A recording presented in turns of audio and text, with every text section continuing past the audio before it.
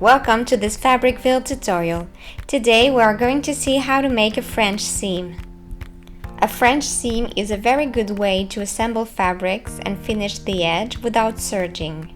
The edges are hidden, which is perfect for thin or sheer fabrics. We will have to make two seams, so we need to prepare the seam allowance properly. For example, if the seam allowance is 2 cm, the first seam will be at 1 cm from the edge. The first step will be to stitch the two pieces of fabric wrong sides facing.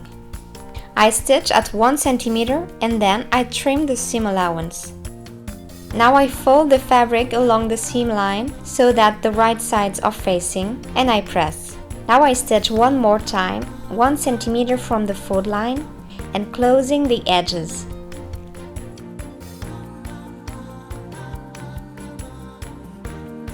I press again, laying the seam on one side.